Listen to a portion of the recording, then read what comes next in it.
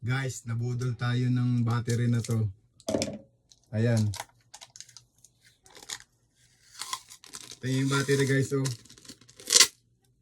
Oh, wala naman nakakonik dito. So, paano gagana yan? Tapos kay kalawang pa. So guys, nabudol tayo sa TikTok yan. So, ayan guys, oh.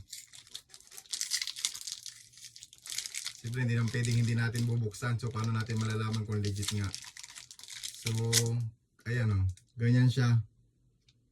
Ano kayang plano dito? Bakit ganito tong battery na to?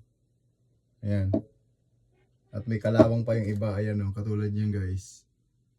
So, ano kayang gagawin dito ng ano? Nabudol tayo. Yan. Oh. So, ang totoo niyan guys, yung pagbibili kayo, yung akala nyo apatan, ayan, ito lang yung laman, isa lang talaga siya. Hindi pa natin alam kung talagang gagana ito. Yan. Budol lang ating nabilhan ito.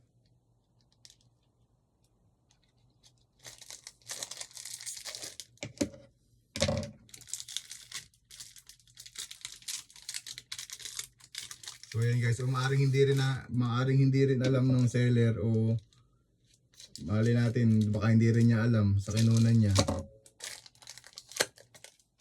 Kaya sana maging ano rin yung seller natin, maging aware din sa ganito.